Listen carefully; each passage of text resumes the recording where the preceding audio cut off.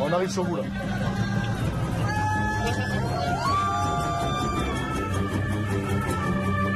La police, c'est la police, doucement, calme-toi.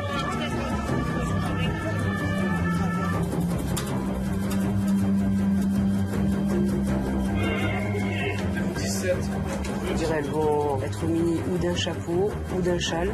2 individus à bord d'un véhicule noir. C'est sûr. Vous voyez la main en direction du sac.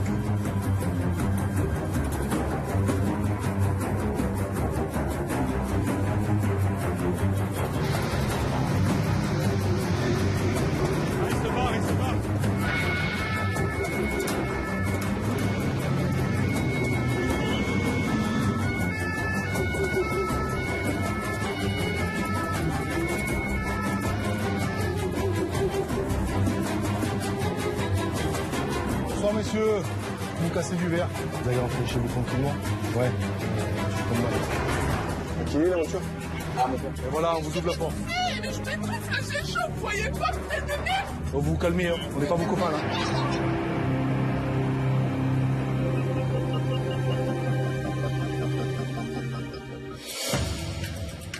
À Nice, au cœur de l'été, la célèbre promenade des Anglais fait le plein de touristes.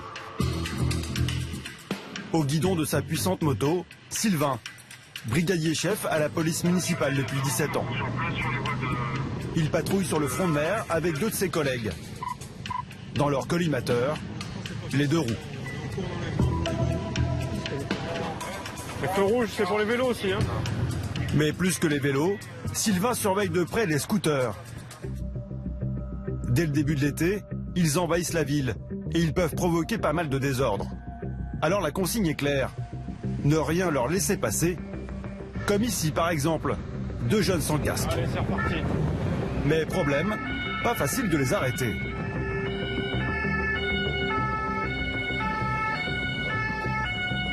Une petite chute, Reste là, pince. rien de grave. Mets les mains dans le dos, Mais pour le chauffard, son refus d'obtempérer, c'est 6 points en moins sur le permis. La surveillance des scooters, c'est l'une des missions les plus sensibles de Sylvain. Certaines courses-poursuites sont à très haut risque. Par exemple, Sylvain vient de repérer là-bas au feu rouge un jeune qui n'a pas de gants, un équipement désormais obligatoire. Et comme souvent, le conducteur ne veut pas se laisser interpeller.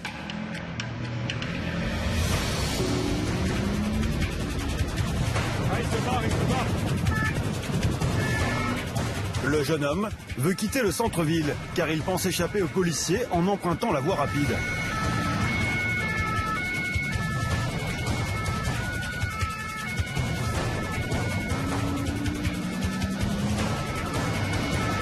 Mauvais calcul, en ligne droite, la moto de Sylvain le rattrape en quelques secondes.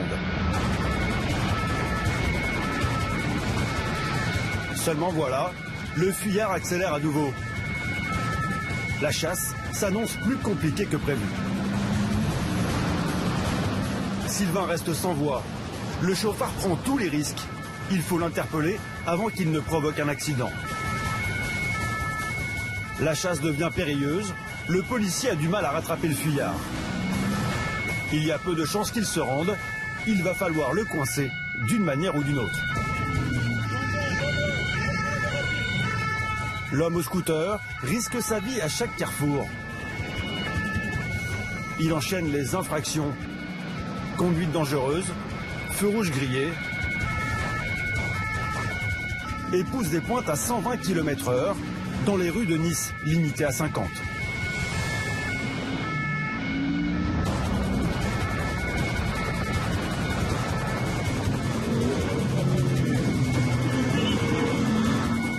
Pour semer le policier, le jeune homme cherche maintenant à le piéger, en roulant carrément en sens interdit. Le motard doit ralentir car il craint de voir surgir en face de lui une voiture susceptible de le percuter. Le chauffard frôle lui maintenant les voitures, quitte à arracher un rétroviseur. Sylvain est distancé dans les embouteillages. Il semble avoir perdu la partie. Mais d'autres policiers se joignent à la poursuite.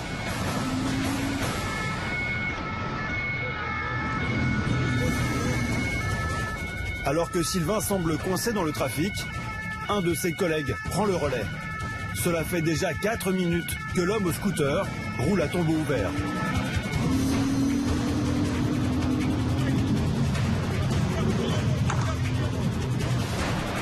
Pour que le chauffard ne lui échappe pas, Sylvain emprunte à contresens un rond-point.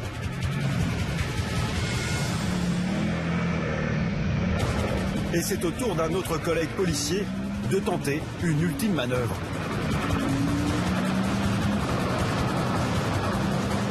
Il se met devant le jeune homme au scooter pour essayer de le faire freiner un petit peu. Mais l'homme ne freine pas et il évite de peu un trottoir. Sylvain n'y croit plus et c'est à ce moment-là que le jeune inconscient va commettre une erreur. Après 6 minutes de course infernale, c'est l'accident.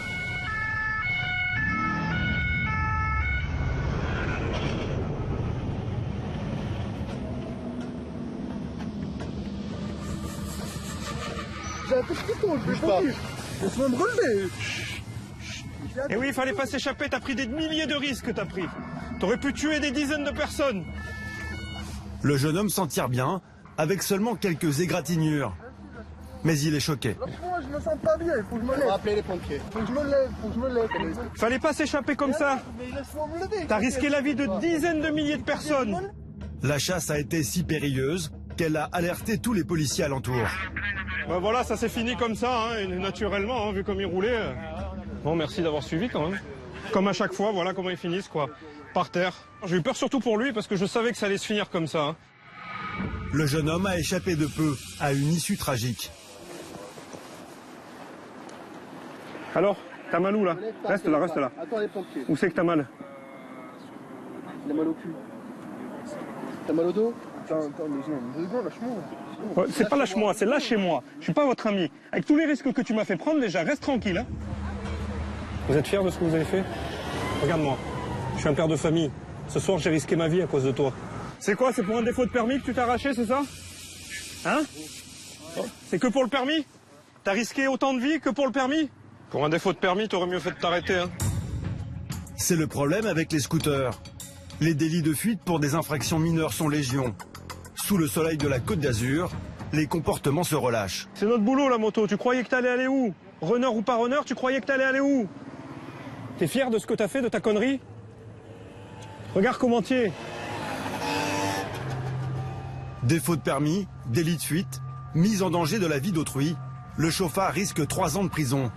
Maintenir l'ordre à Nice en plein été, pour les policiers, c'est loin d'être une partie de plaisir.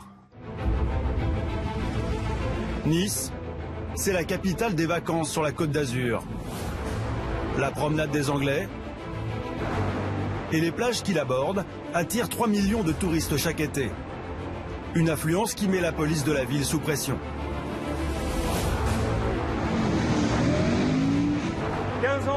15 ans et vous parlez comme ça à la police? Là, vous ne me tutoyez pas. Allez, poussez le scooter. Ça fait 3 fois qu'on vous arrête. Une tension estivale, redoublée par la menace terroriste. Vous sortez s'il vous plaît du périmètre. De l'autre côté, merci. Car pour la ville et sa police, tout a changé l'été dernier, avec la tragédie du 14 juillet. Le morceau d'être humain sur le sol, on n'est pas prêt, c'est une scène de guerre. Hein. 14 juillet, tous les fonctionnaires qui étaient sur place ont cru mourir. Désormais, toutes les fêtes estivales qui attirent les foules à Nice sont placées sous haute protection. Laissez vos mains en vue, monsieur. Carte les gens. Une menace terroriste qui s'ajoute aux nuits chaudes de la ville, avec bagarres généralisées. Ou disputes de fin de soirée. La police est en permanence sur la brèche. Il faut dire qu'elle est au courant de tout grâce à un système de vidéosurveillance parmi les plus développés en France. Plus de 1760 caméras qui surprennent beaucoup de flagrants délits. Un an après l'attentat du 14 juillet, L'été a été chaud pour la police municipale de Nice.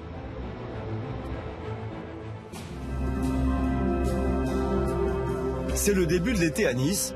Les premiers vacanciers envahissent les plages, le centre-ville et les ruelles typiques des vieux quartiers. Mais derrière cette apparence paisible se profile comme chaque année un fléau qui mobilise les forces de l'ordre. Un fléau qu'il faut endiguer dès le début de la saison. Dans le quartier de la Promenade des Anglais, c'est la mission de Bernard qui dirige la patrouille de surveillance générale. Il a 35 ans de service dans la police de Nice et en ce début de saison, il se focalise sur les vols qui explosent avec l'arrivée des touristes. Bonjour. J'avais mon sac ouvert, j'étais en train de regarder mon téléphone et il y a ce monsieur qui passe proche de moi et je sens que... Voilà, il passe proche de moi, je regarde dans mon sac, il n'y a plus mon portefeuille. Il est parti dans quelle direction? Il est parti là-bas, je vois ici. Et le short bleu? Oui, le short bleu. Immédiatement, l'équipe de Bernard se met en chasse. Le voleur n'est pas bien loin. Si les policiers l'arrêtent tout de suite, ce sera une affaire réglée. Le suspect ne se doute de rien et au bout de quelques secondes...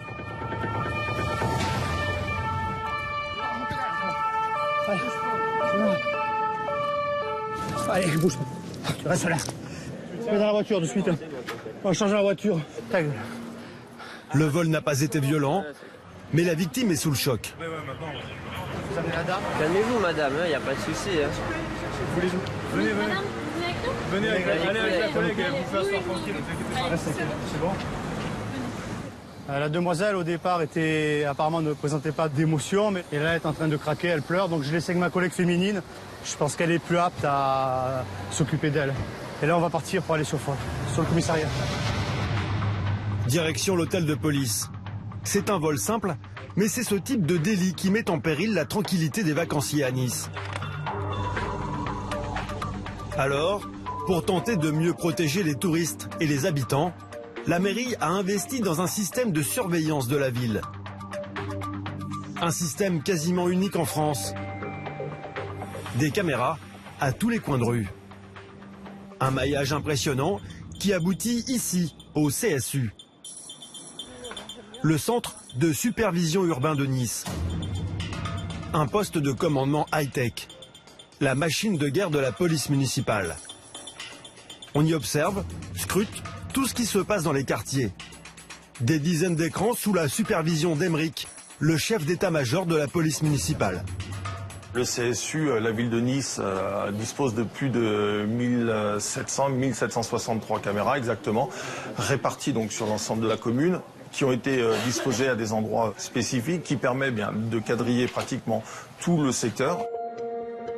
1763 caméras. Et en ce début de saison estivale, elles sont d'un grand secours pour traquer les vols en tout genre. En direct, ça nous permet de travailler, de pouvoir mettre en place un périmètre, un dispositif, de pouvoir suivre un véhicule ou autre, ou un voleur qui partira en courant. Car dès qu'un délit est commis, le poste de commandement est immédiatement alerté. Et justement, c'est le cas à l'instant. Une rixe dans un des bus de la ville. Donc je poursuis la description. T-shirt orange plutôt fluo. En compagnie d'une femme enceinte, visiblement enceinte. En compagnie d'une femme qui serait probablement enceinte. Apparemment, il y a eu une altercation dans une ligne de bus. C'est menace de mort, c'est ça? Ouais, c'est ça. D'accord. Il y a eu une altercation, ils ont menacé de mort le conducteur. Donc là, on est en progression sur le bus, on annonce aux équipages la progression du bus pour aller directement au contact. Dans un premier temps, le bus où se trouve le couple de suspects est pris en chasse par plusieurs caméras. Il s'agit de ne pas rater les suspects dès qu'ils vont quitter le bus. Car les caméras vont à nouveau pouvoir les pister à distance. Ils sont descendus du bus et se dirigent voie romaine. Grâce aux 1763 caméras, le couple qui a menacé de mort le chauffeur de bus est suivi pas à pas durant tout son trajet dans la ville. Donc les individus montent dans le tramway. À pied ou lorsqu'ils reprennent un transport en commun comme ici, le tramway. Le temps qu'une patrouille de police se rapproche. Donc ils viennent de descendre du tramway. Le poste de commandement donne alors le top départ à l'interpellation.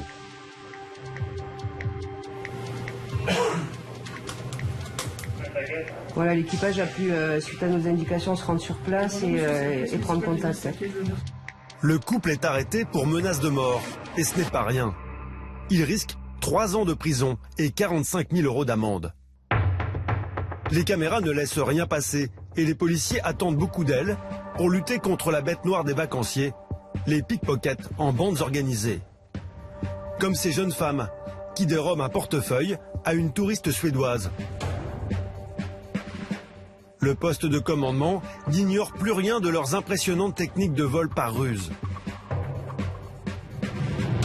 En ce moment, on a beaucoup de groupes de jeunes filles pickpocket qui travaillent en réunion. Et ce matin, le CSU a repéré des filles qui dépouillent les vacanciers dans le centre-ville, en plein après-midi. Dès lors qu'elles ont repéré une proie, c'est-à-dire souvent des touristes qui ont un sac à dos, elles vont avoir toujours la même façon de procéder. C'est-à-dire elles vont être munies ou d'un châle ou d'un plan de la ville. Ici, elles opèrent à 3, avec cette femme en t-shirt blanc qui dirige les opérations. Pour le moment, le trio cherche dans la foule des touristes sa prochaine cible. Ce sera l'homme au t-shirt jaune.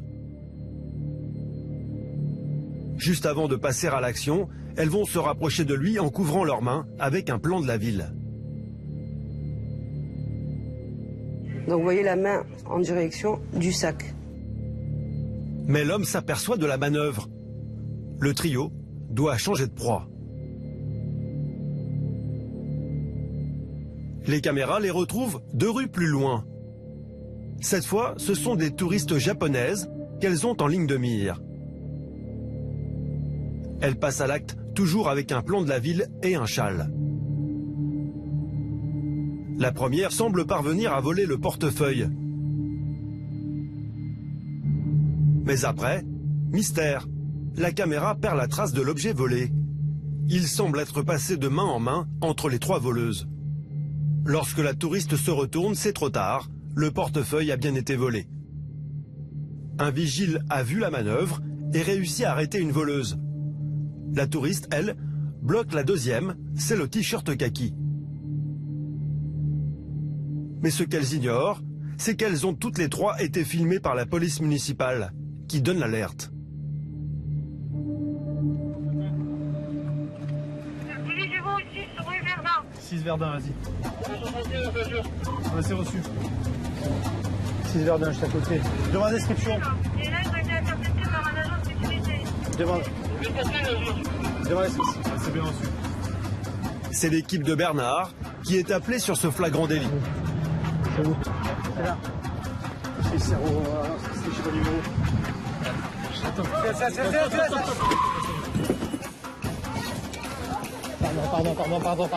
Pardon, c'est bon. Merci. Bernard et ses coéquipiers n'ont qu'un seul objectif en tête. Retrouver le portefeuille. Car ils se doutent que le butin doit être conséquent. La carte de crédit et de l'argent. Bébé, normalement, carte de crédit, passeport et de l'argent. Ouais, mais je vais pas fouiller.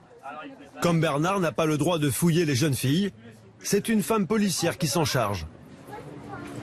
Réservation, s'il te plaît. Ah oui, c'est la loi. Mais problème, les 2 voleuses n'ont rien sur elles, ni dans leur sac.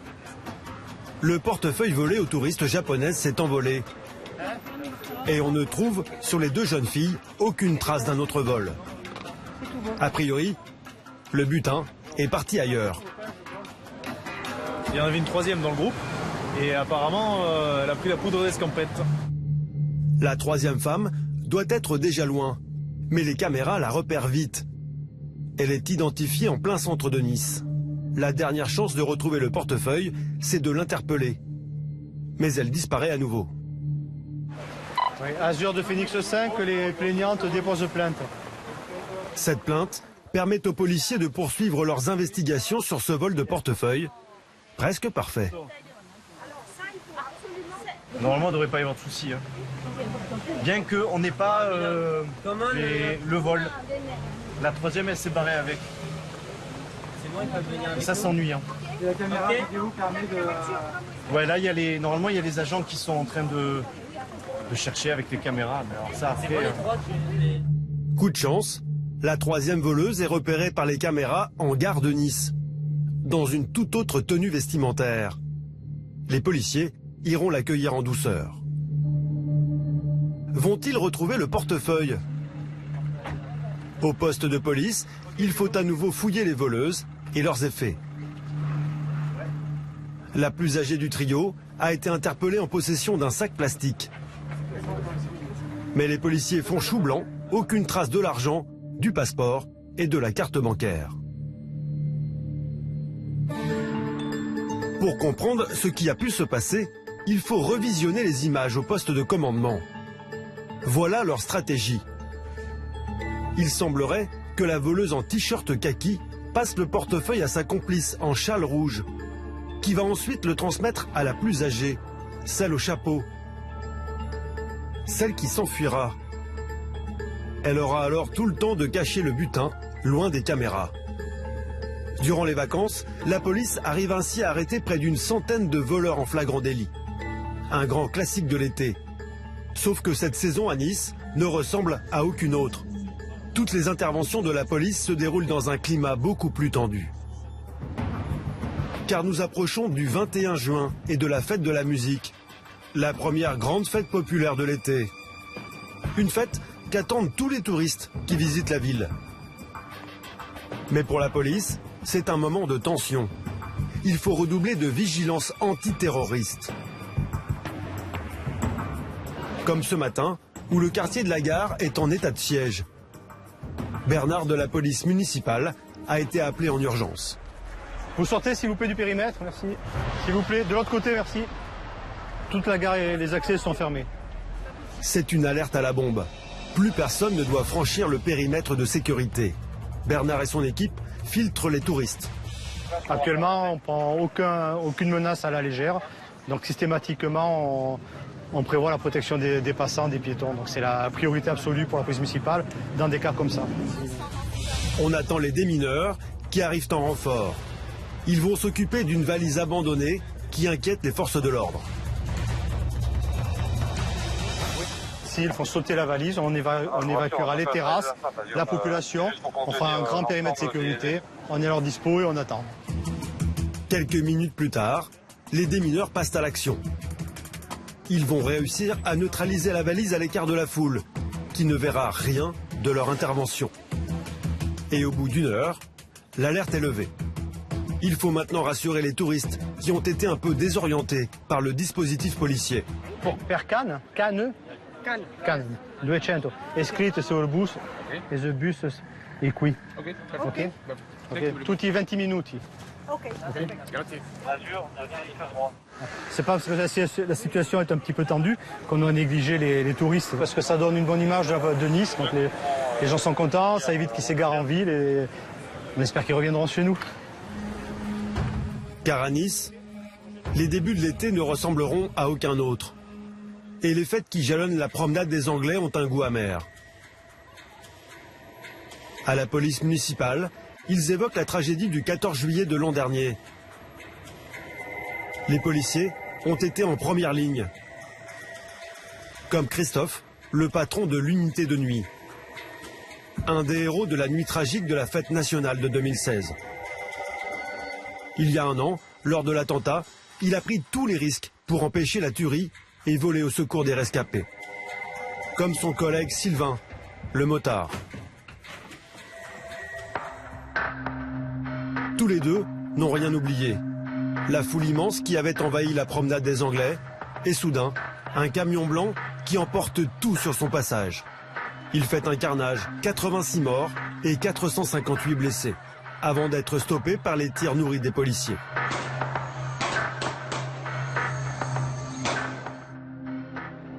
Non, on n'est jamais prêt à voir des poussettes écrabouillées, des fauteuils handicapés écrabouillés, des morceaux d'êtres humains sur le sol. On n'est pas prêt, c'est une scène de guerre, hein, donc On s'y attendait vraiment pas et c'est vrai que malgré tous les événements qui se sont passés ces dernières années en France, on ne pouvait pas être prêt.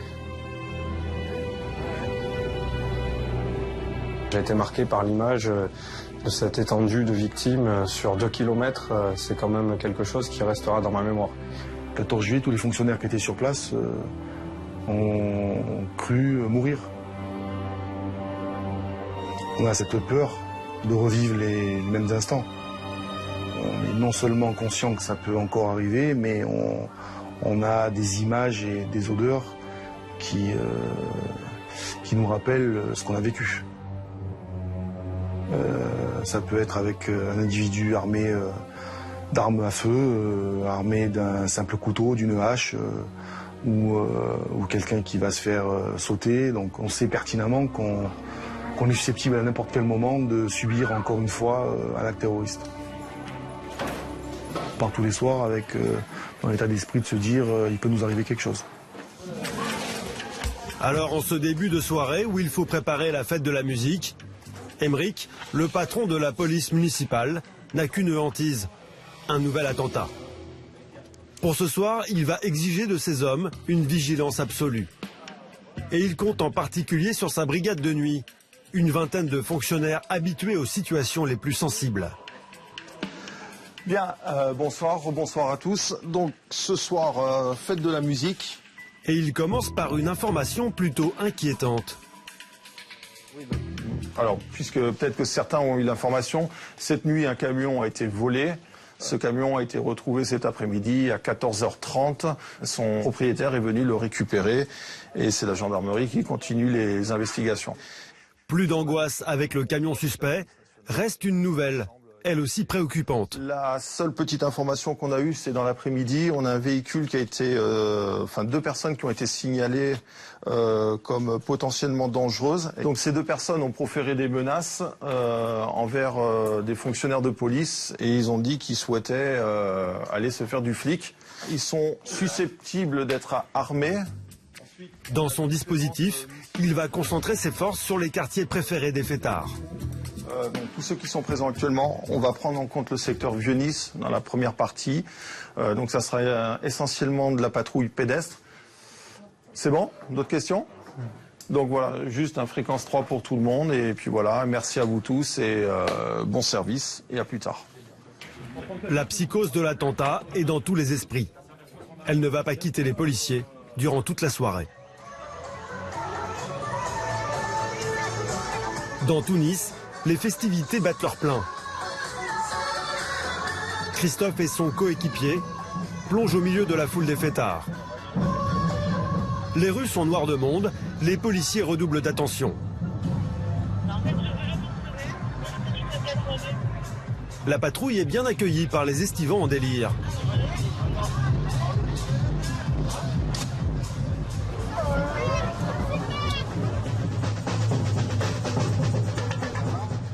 Car personne n'ose imaginer les dégâts que causerait un nouvel attentat en pleine fête.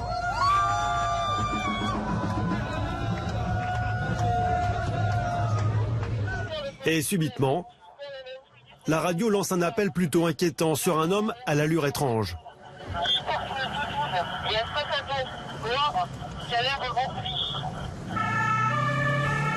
Pour Christophe, c'est l'alerte maximum. Il pourrait s'agir d'un terroriste potentiel. L'homme a été repéré par les caméras du poste de commandement.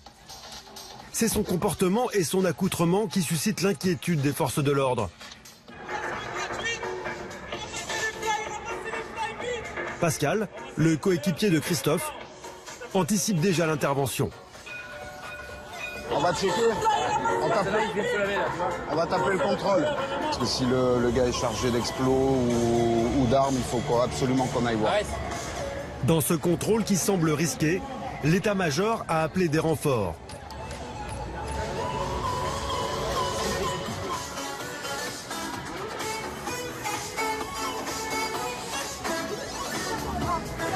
Laissez vos mains en vue, monsieur. Laissez vos mains en vue. Laissez vos mains en vue, monsieur. L'homme n'oppose aucune résistance. Casse les gens. L'individu semble stupéfait par ce contrôle policier. Toute l'attention se porte sur son sac à dos qui a l'air bien rempli. Il y a quoi dans votre sac, monsieur? Il y a vos affaires, ok. Christophe procède à la fouille minutieuse du suspect. Mais après un rapide examen, il ne semble rien détenir d'inquiétant. Rien de dangereux, coupant gazeux. Les policiers redoutent une ceinture d'explosifs cachée sous ses vêtements. Mais rien de tout cela. Reste le sac à dos. Que contient-il de si volumineux? Les policiers sont sur leur garde. Ils craignent un détonateur que l'homme pourrait actionner en un clin d'œil. Ah, ce qu'il y a dans le sac, laisse-le. Enlève-le du sac, palpe-le. La fouille ne donnera rien, c'est une fausse alerte. En réalité, le sac ne contient que des vêtements et des effets personnels.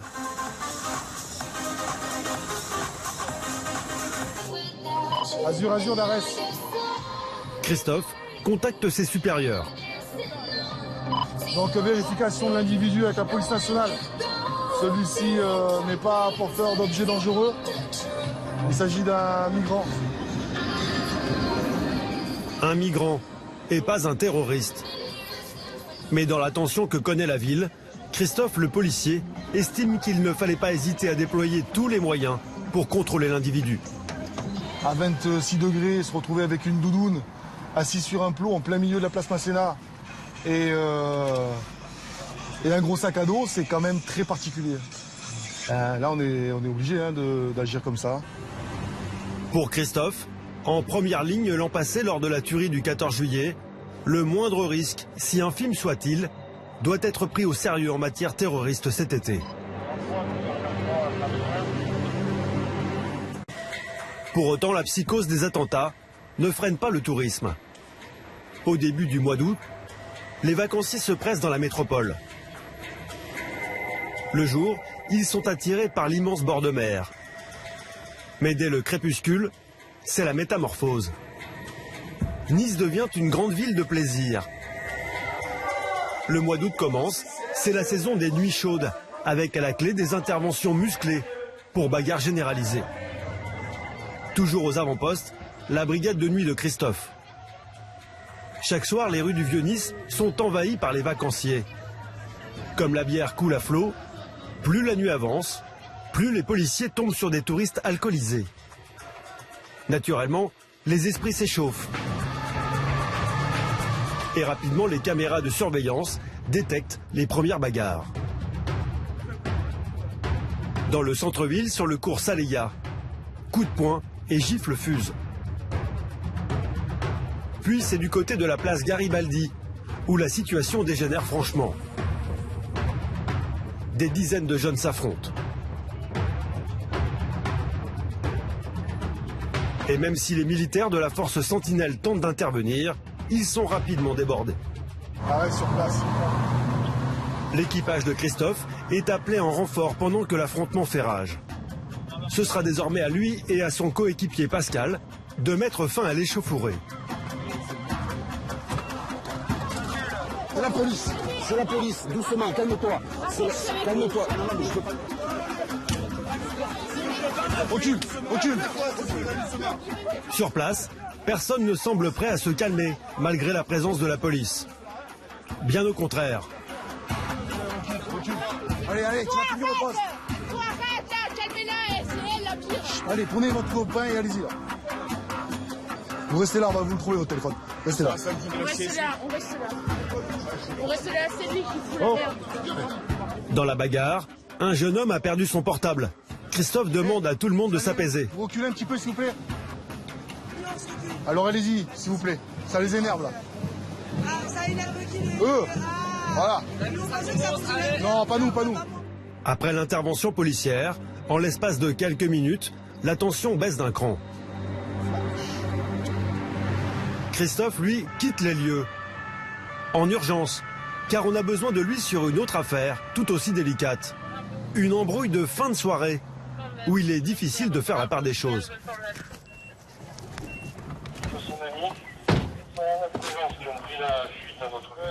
Ouais, deux jeunes filles qui, visiblement, complètement indifférent et qui est violent à chaque fois. Et là, il y en a une qui a agressé physiquement l'autre et qui lui a signé des coups au niveau de la face. Christophe se renseigne sur l'état de santé de la victime, qui ne veut pas en rester là. J'ai pas porté plainte. 4 fois ça m'a fait, jamais porté plainte. Là je porte plainte. C'est bon, je porte plainte. Une seule vous a porté les coups ou les deux? Vous n'avez pas vu? Est-ce que vous êtes blessé? Oui, tout là. Vous avez le rouge, ouais. Vous avez pris quoi comme coup? Je me rappelle plus, c'était tout sur moi. Vous avez une échymose, hein, vous avez une belle échymose à l'œil. Ouais. Dans l'autre voiture de police, la jeune femme qui aurait tabassé la victime et qui semble très remontée. Ouais, je prends le bien, va niquer ta mère. Déjà menottée, la jeune fille ne supporte pas d'être attachée par la ceinture de sécurité. Mais monsieur, j'ai chaud. Mais j'ai chaud, je m'étouffe. Et voilà, on vous ouvre la porte. Mais je m'étouffe là, j'ai chaud, vous voyez pas, putain de merde. Bon, vous vous calmez, hein. On n'est pas vos copains là. Ah, mais non, je me calme, mais si vous m'ouvrez la fenêtre, j'ai chaud. Mais voilà, on a la porte ouverte là. Ça fait des crises. C'est bon, moi toujours là, maman me frappe, je la frappe. Hein. C'est pas vrai, c'est la loi de la rue, ça. La loi de la rue, ça n'existe pas, madame. Mais je m'en fous, elle me frappe, je la frappe. Hein. D'accord? Voilà. Wow, jamais été contrôlé, jamais menotté, vous me faites la honte là. C'est toi qui es en train de te donner un Non, je me fais pas spectacle. la honte. La mec, elle m'a frappé, je la frappe, quoi? C'est quoi ça? Je te donne un spectacle là. Je m'en bats les couilles, je donne un spectacle alors qu'ils vont tous sur mon. D'accord. Ouais. Voilà. Oui. Vous êtes comme des chiens, vous êtes. À longueur de journée, vous êtes. Des chiens, vous êtes. Vous êtes maltraités, vous faites. Christophe finit par apprendre le fin mot de l'histoire. À l'origine de la bagarre, un vol. En fait, ça part sur une tentative de vol. C'est une tentative de vol de portable. Et elle n'a pas voulu se laisser dépouiller. Donc il y a eu un vol avec la violence. C'est-à-dire qu'ils ont pris, ils l'ont molesté pour lui prendre le portable. Un vol et une agression qui auraient été commis non pas par une personne, mais par deux jeunes femmes. Dont celle-ci, qui se rend compte seulement maintenant de la gravité de son acte. À un moment ou à un autre, il faut assumer ces bêtises-là. Vous étiez avec elle, pendant qu'elle faisait un délit, vous n'avez pas empêché. Je l'ai pas empêché. Non. Vous avez vu? Il y a les caméras, il y a ses dires. Maintenant, vous allez l'expliquer à l'officier. L'officier Et mes parents vont me avisera. chercher. Vous êtes mineur, affirmatif. Impliquée dans ce vol en réunion, punie de 5 ans de prison, cette jeune fille risque de ne payer qu'une amende de 7 500 € et d'écoper d'un rappel à la loi devant un magistrat. Parce qu'elle est mineure. Elle semble désespérée que ses parents apprennent ce qu'elle a fait. Christophe connaît par cœur ces fins de soirée à Nice qui annoncent des situations délicates.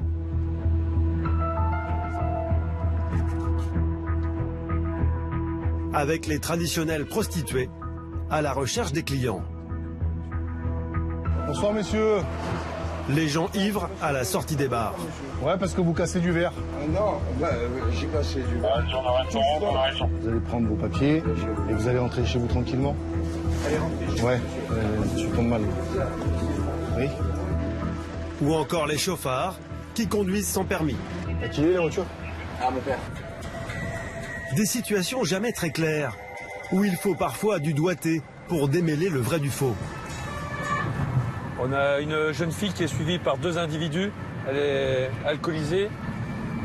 Si les forces de l'ordre ont été alertées, c'est parce que les caméras de vidéosurveillance ont repéré cette personne qui pourrait se trouver en danger. Il est 2 h du matin, elle traverse la voie du tramway et semble désorientée. Elle se trouve maintenant face à 2 hommes. Ils veulent engager la conversation, mais elle s'éloigne. Et là, problème, l'un des 2 hommes insiste. Et il se met à la suivre. La jeune femme veut se dégager, mais l'inconnu l'importune à nouveau. Alors la jeune femme accélère le pas pour s'éloigner de l'individu.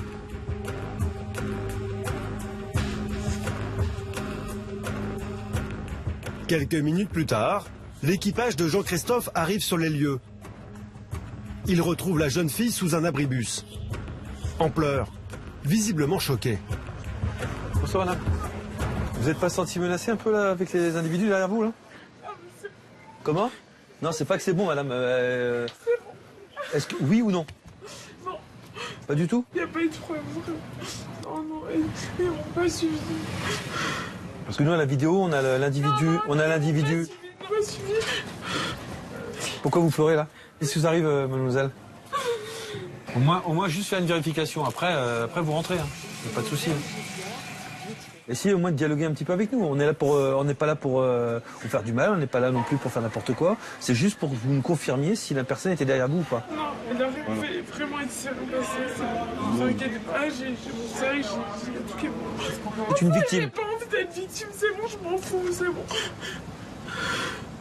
Bon, bah allez-y, rentrez chez vous tranquillement. Voilà, bien pris. Bon, pour ce qui est de la victime, donc elle veut pas du tout coopérer avec nous. Elle dit qu'il ne s'est rien passé et qu'elle souhaite reprendre sa progression et rentrer chez elle. Les images suggéraient que la jeune femme avait été importunée. Pourtant, elle ne souhaite pas déposer plainte. Malgré tout, Jean-Christophe reste persuadé qu'il a évité le pire. Non, elle n'avait pas l'air d'être dans son assiette, la jeune. Hein. Elle n'était pas sereine. Donc, bon, le principal, c'est qu'il n'y a pas eu de coups, qu'il n'y a pas eu de vol, il n'y a pas eu d'agression. Je pense qu'on a quand même évité un fait ce soir. Durant la saison estivale, la brigade de nuit ne chôme pas. Elle réalise à elle seule près de la moitié des interventions. Il faut que la ville retrouve toute sa quiétude avant de commencer une nouvelle journée.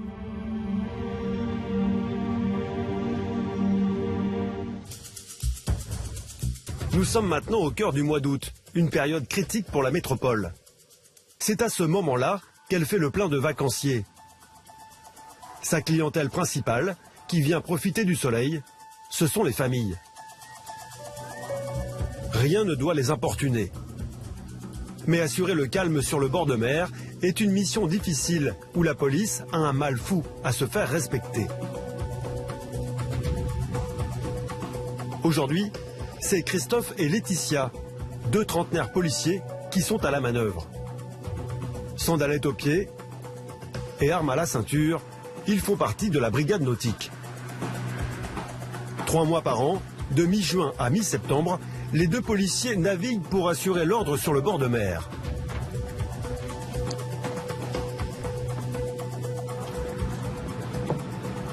C'est bon? C'est bon? Ouais. Jusqu'à 300 mètres des côtes, ils ont toute latitude pour verbaliser les contrevenants aux règles de bonne conduite qui pourraient choquer les familles.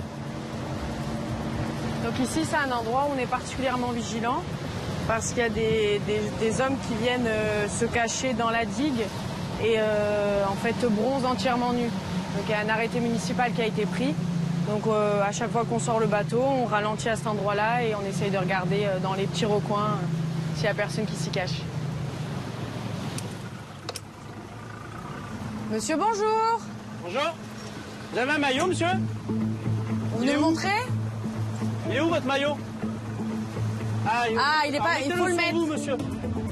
Il est interdit de bronzer dans son plus simple appareil. Et à la vue des enfants, et c'est un arrêté municipal. On veille à ce que les bronzeurs soient vêtus de leur slip de bain. Ben non, monsieur, en fait, on va pas attendre toute la journée que vous mettiez votre slip. Voilà. Et voilà, merci monsieur, cordialement. Mais tous les nudistes ne veulent pas si facilement se soumettre aux arrêtés municipaux. Qu'est-ce qu'il a? Ah, il s'énerve. C'est la loi, vous n'avez pas le droit. Ah ouais, d'accord, ouais. Ouais. Pas de souci. Mais on va se voir tout l'été, alors, monsieur. Ben la preuve. D'accord. D'accord. Si vous voulez vous mettre nu, vous allez sur des plages.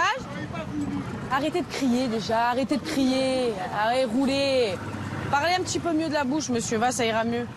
Le nudiste rechigne à respecter l'arrêté municipal. Et sur le bord de mer, il n'est pas le seul, il y a d'autres récalcitrants. À 2 pas de la plage principale, des jeunes plongeurs inconscients sautent des rochers. Ils risquent de se blesser. Et voilà le problème, ils sont chaque jour plus nombreux. et les policiers ont fort à faire pour les dissuader. Vous parlez français tous? Non, vous comprenez pas le français? Il faut sortir, c'est interdit. Et si même les adultes s'y mettent à sauter des rochers, on s'en sort plus. L'endroit est dangereux et rigoureusement interdit. Faut sortir des rochers, s'il vous plaît. Mais tout le monde s'en moque. Vous descendez, s'il vous plaît. Non, bah vous descendez par les marches. Christophe a beau s'égosiller et rappeler les baigneurs à l'ordre. Aucun effet. C'est interdit de sauter. C'est interdit, c'est privé là. Le portail il est fermé, donc ça sert à rien d'escalader. En fait, tous ces baigneurs qui donnent le mauvais exemple sont entrés illégalement sur ce site. Les caméras les repèrent régulièrement en train d'escalader ce portail. Faut pas venir là, c'est fermé. Vous pouvez descendre s'il vous plaît? Comme personne n'obéit, Laetitia et Christophe appellent des renforts pour les épauler. À présent, les baigneurs sont encerclés par les forces de l'ordre. Vas-y. Laetitia arrive pour évacuer les derniers désobéissants. Et là encore, ce n'est pas une mince affaire. Alors, qu'est-ce qu'on fait là? On reste là tout l'après-midi? Vous pouvez ouvrir, s'il vous plaît? Vous pouvez ouvrir. Eh ouais, ben faut pas venir où on doit pas venir. Il n'y a pas de frères déjà. 15 fois on vous a dit de partir. Faites les malines, faites les machins. On vient de venir, nous. Eh ben maintenant, par où tu es rentré? Mais là, on repart, là. Par où tu es rentré? Mettez pas les mains en haut. Par où tu es rentré? Mais baisse les mains, tu parles à qui? Bon, c'est pas, vas-y, Camille. Allez. Cette fois-ci, la jeune fille et les derniers baigneurs rebelles finissent par rebrousser chemin. Ils repartent par où ils sont entrés. Le bord de mer est si attractif qu'il attire toutes sortes d'estivants. Les bienvenus, ceux qui viennent tester les derniers gadgets à la mode. Et les indésirables, ceux qui viennent squatter illégalement la côte. À l'image des campements sauvages de SDF. La brigade a pour mission de les déloger. Mais depuis la mer, c'est compliqué. Là, il faudrait peut-être qu'on appelle quelqu'un à terre. Alors quand on peut pas, quand c'est trop dangereux pour nous de mettre pied à terre, là en l'occurrence on risquerait de tomber. Si on n'arrive pas à faire évacuer de loin, on appelle un équipage en pédestre, en vélo, en voiture, et ils viennent nous assister à terre. Mais cette fois-ci, curieusement, les marginaux quittent les lieux avant même l'arrivée des renforts. C'est au moment où les SDF évacuent qu'un homme surgit de nulle part, interpelle les policiers depuis la digue. Votre numéro? Pourquoi? Il prétend avoir des révélations à faire. Il faut l'appeler immédiatement. Les policiers le contactent sur son portable et d'après lui, il se serait passé un crime sordide sur ce camp. La fille quoi? La fille quoi?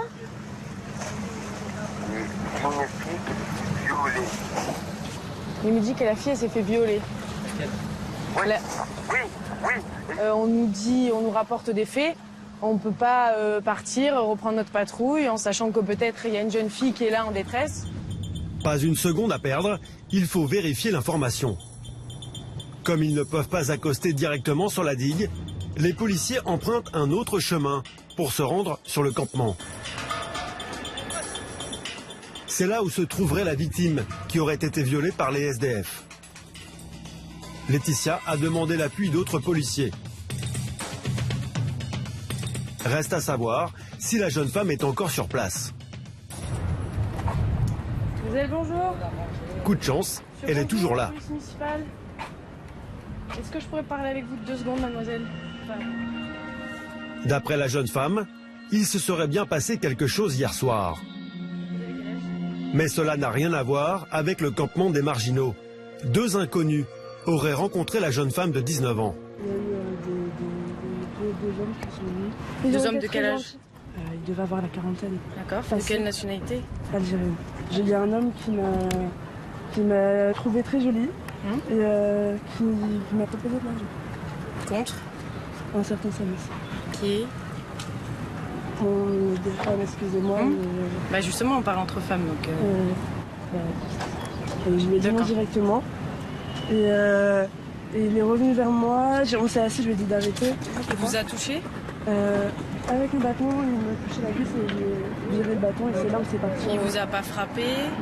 Non, il m'a pas frappé. Non, moi ce dont je veux m'assurer, c'est que vous n'ayez pas subi de violence. Non, j'ai subi aucune violence. Que ce soit sexuelle, physique non. ou... Sinon, j'aurais eu une violence sexuelle, je serais partie porter plainte. Voilà. Donc, quand on dit à un homme plusieurs fois non et qu'il continue à croire que c'est possible, au bout d'un moment, on commence à avoir peur. Si jamais vous vous retrouvez là ce soir et qu'ils reviennent et que... Dès qu'ils arrivent, parce que ça va dégénérer, je pense, vous nous appelez. D'accord ? L'affaire en restera là. Laetitia a le sentiment d'avoir fait son job vis-à-vis d'une jeune femme marginale qui ne se confie pas habituellement à la police.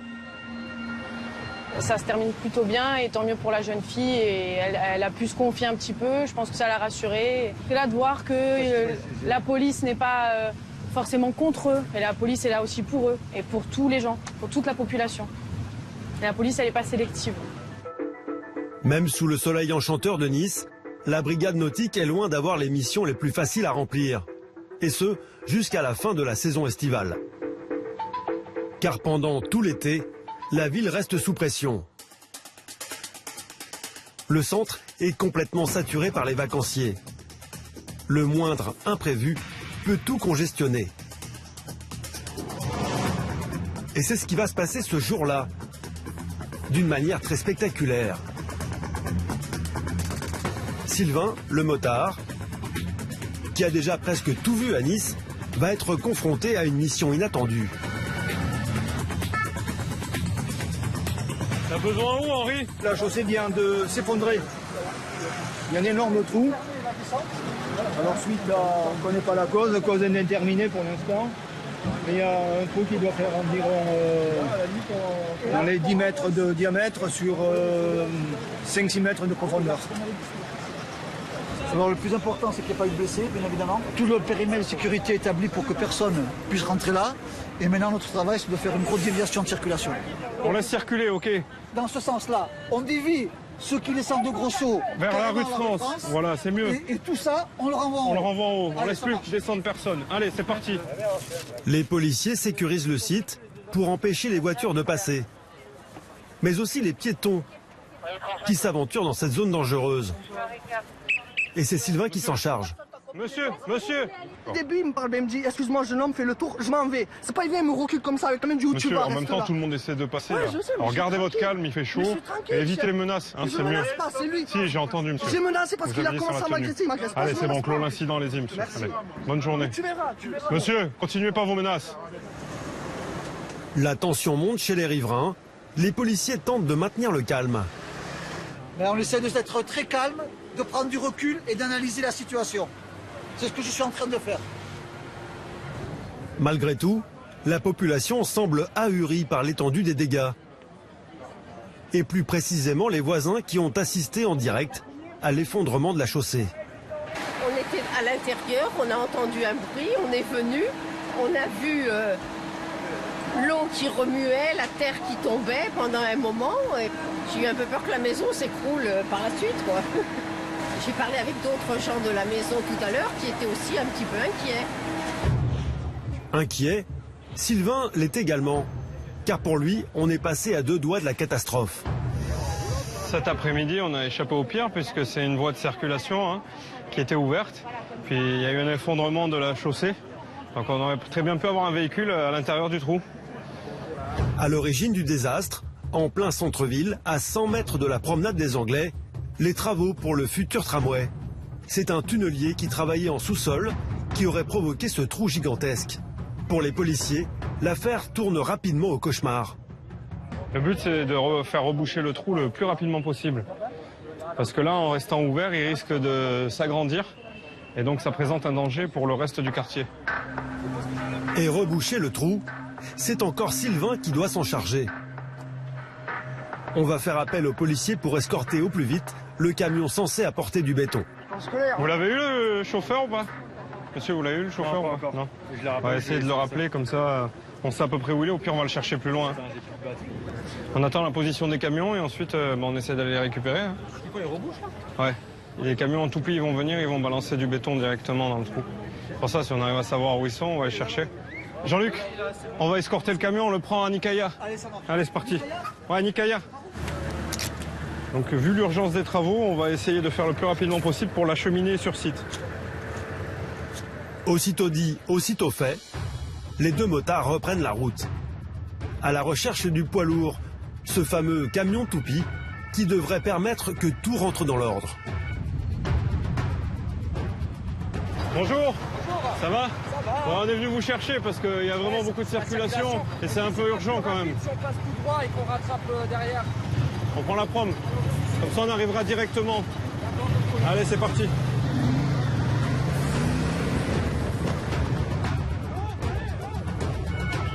Toute sirène hurlante, le convoi rejoint à toute vitesse le lieu de la catastrophe, en empruntant la promenade des Anglais pour éviter les bouchons.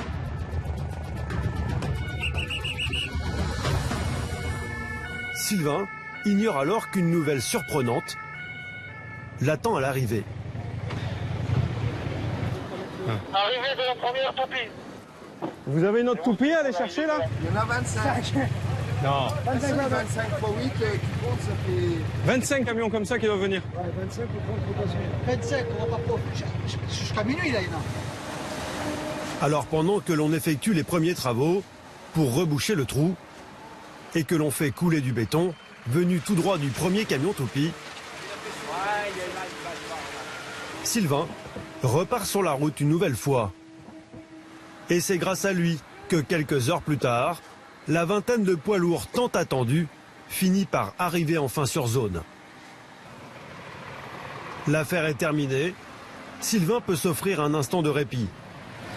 Et après tout, jouer les bouches-trous, ça fait aussi partie de son métier. On est vraiment amené à rencontrer des situations exceptionnelles en faisant ce métier. Et quand on part travailler, on ne sait jamais à quoi s'attendre.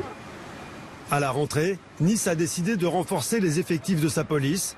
L'été prochain, ils seront plus de 500 policiers municipaux.